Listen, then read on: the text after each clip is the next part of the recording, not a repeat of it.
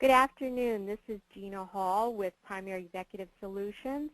I'm going to be facilitating our time today and talking about how to get the most out of interviewing. Behind the scenes, I have Shauna Bennett. She's what I call our marketing goddess and guru, and she's going to be helping me flip the slides for you and keep us moving. So for the next 45-50 minutes, we're going to be talking about interviewing, and I like to call it overcoming and embracing the agony and the ecstasy. For some people, they're really good at interviewing. For others of us, it's a challenge. So hopefully today we're going to give you some best practices that will help you embrace the subject matter and make the most out of the interview experience. So let's move to our first slide, or the next slide, Shauna. And let's talk about, let me give you a preview of what we're going to discuss today. We're going to look at good and bad interviews. What makes up a good interview? What makes up a bad interview? What have been some of your experiences? The cost of a bad hire. We know that when you interview and make a bad hire, it really costs the organization.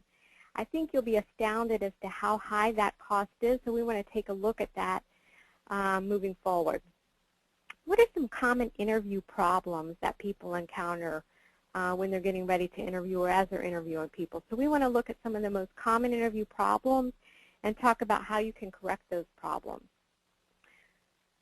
When you think about interviewing somebody, you really need to think about what is it I'm trying to get out of this interview? Why have the interview? What takeaways do you want to get? So we're going to talk about that. Behavioral interviewing, it's been a predominant interview practice for the last 20 or so years. So we want to kind of look and see what does that mean? How does it make a better interview approach? We're going to look at some things that you need to be aware of when you're trying to use that approach to make sure you get the best answer or the most relevant answer that you can get to help you make a decision going forward. Is this a good candidate or not? We're going to talk about note-taking. Should you or shouldn't you do it? And if you're going to do it, what things do you need to be aware of? We want to talk about how to enhance the applicant experience, because if we've got an applicant that we're very high on, or really any applicant, we should be looking to make sure that they have a good experience with us as the employer, because even if that applicant may not be the right person for the job that we have now that we're sourcing, they could be a good applicant for a future hire. And if we can enhance that experience that we have with us at any point in time during any interview process, that's just going to help us to go after them at another time. And again, they can be good advocates for us as a company and helping to attract the kind of applicants we want going forward. Finally, we're going to talk about those legal and illegal questions. And then after we get through with the formal part of the presentation, we will take your questions, and there is a box that you'll see on the screen that you can type your questions in, and then at the end we'll entertain all those questions. So let's look at the best interview and the worst interview. And I want you to think about, if you will, when you were an interviewee, and what was one of the best interviews you had. You know, we all have that experience where we walked out and we thought, you know, that was a really good interview. And it was probably a good interview because we got a lot of good information about the position, about the company. We felt comfortable in the exchange. We felt like we made a connection with the people we were interviewing with. We had good rapport. Maybe it was the way they treated us. They you know, greeted us appropriately. They offered us a beverage if we wanted it. Maybe if we had a number of people we were interviewing with through the day, maybe they gave us an agenda.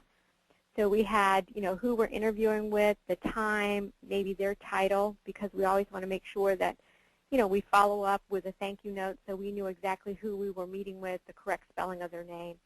And it just came off as a very professional experience, and it helped us to have that experience in thinking that this is a place I want to work, because right from the get-go, they treated me as a professional and they respected me as an applicant.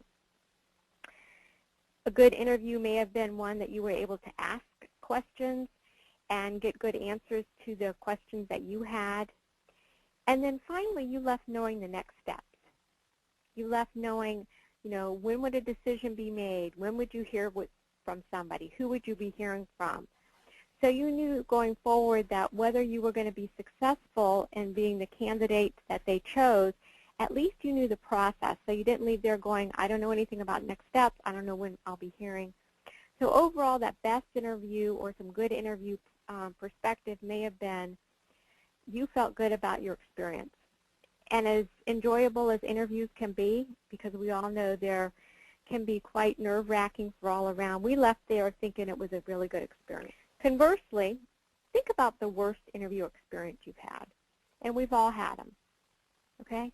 It may have been one where the interviewer talked all the time, and we felt like we left there not knowing anything about, you know, the company. We left there not knowing anything about how we felt that we came off in the interview, because basically we didn't say very much because we weren't asked very much.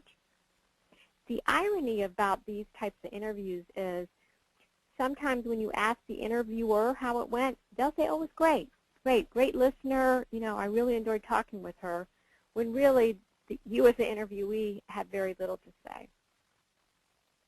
A worse interview may be because you didn't find out a lot. It may be that you felt you were on the firing line, that the questions just were rampant and you just, you know, gave a quick answer and then the next question came and you really weren't able to develop a rapport, a connection with that interviewer. You may have felt very nervous to the point where it showed, and you just didn't think you came off well. The interview may have been too short, so you really didn't feel like you learned a lot. You didn't really feel like you were able to ask a lot. You may have felt like it was too long, it dragged on, and things were just repeated over and over again. There may have been a test that you were given that you didn't anticipate. It may have been that you had a panel interview and that was a bit unnerving. Or it may be that they kept you waiting for a long time and you just felt in a way disrespected because, you know, you were kept waiting 20, 30 minutes. It really wasn't organized. They really weren't professional. And so your takeaway was not only did you have a bad experience in interviewing, but it really left you with a bad experience on the company, and it made you pause to think if you really wanted to pursue an opportunity with the company.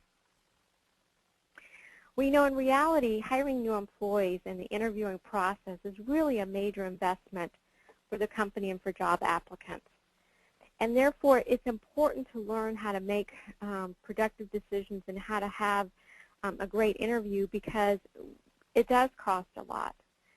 And again, as I mentioned before, for future hires, we want to think about what is the experience that you had as an interviewee so that you can help spread the word in a positive way that this may be a company that you want to work at.